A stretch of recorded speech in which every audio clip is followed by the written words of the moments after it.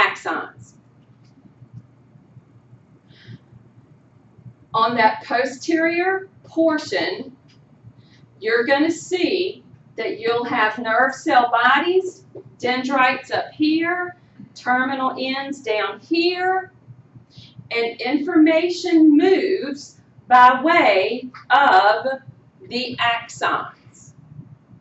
So this posterior part communicates by what they call a hypothalamo-hypophyseal tract.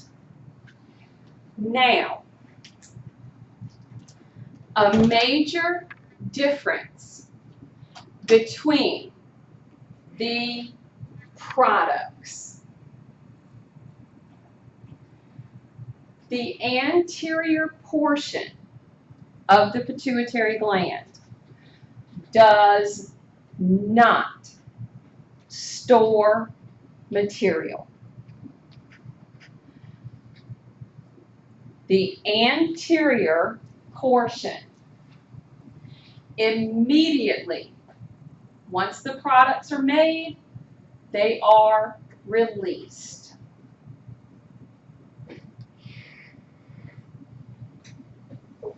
The posterior portion, products are stored. And there's only two. There are only two products from the posterior pituitary gland. Everything else, hormone-wise, comes from the posterior, anterior. The posterior only has two products. Everything else, anterior. So, because the posterior pituitary works by way of nerve cells, they're termed those neuroendocrine products because they are nerves of the endocrine and hypothalamus. So they're termed neuroendocrine. They get stored to be released when the body needs them.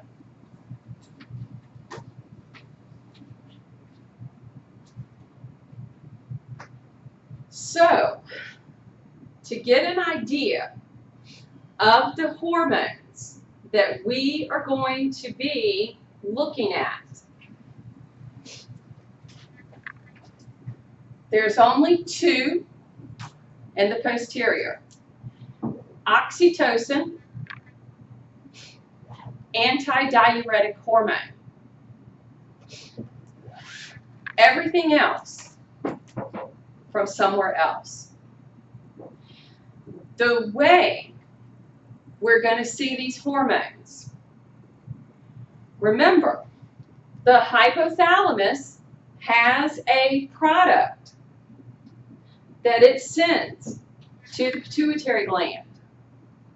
So we have hormones in the hypothalamus. Gonadotropin releasing, thyrotropin releasing, corticotropin releasing, growth hormone releasing, prolactin inhibiting.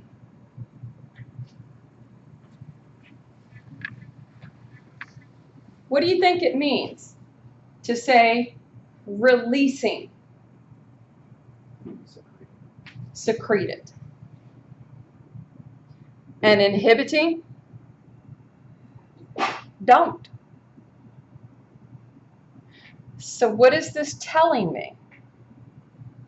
This is telling me that those control center areas of the brain are picking up information by way of mostly the bloodstream. They are picking up information on whether to tell the pituitary gland to start the processes or stop the processes. So let's say, for example, the body is low in growth hormone, and the control centers pick that up. Hypothalamus will say, what? We're low on growth hormone? Okay, I got it. And it will now release growth hormone releasing hormone, which will travel by way of my portal system to my anterior pituitary, which will say produce growth hormone.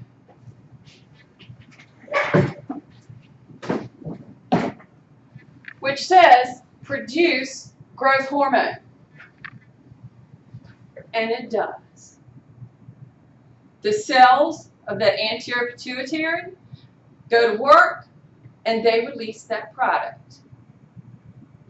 If it says, whoa, wait a minute, we're low on thyroid hormone. Now it'll say, okay, I got this. Thyrotropin releasing hormone will get released. It'll go to the anterior pituitary, but this time I've got to make thyroid stimulating. Because what gland makes thyroid hormone? The thyroid. My pituitary is not my thyroid. My pituitary has to tell the thyroid gland, make your product. Does that make sense? And so that TSH, thyroid stimulating hormone, will go to the thyroid gland, cells will pick up on that, and cells will get busy. And that product is released into the bloodstream. Yes, no, maybe? Can you kind of see some of that connection now between this nervous system and endocrine system? And that hypothalamus is really controlling it. The pituitary is the master gland, but the hypothalamus is the control center, if that makes sense. Okay? Pretty cool information. All right. We'll continue with that on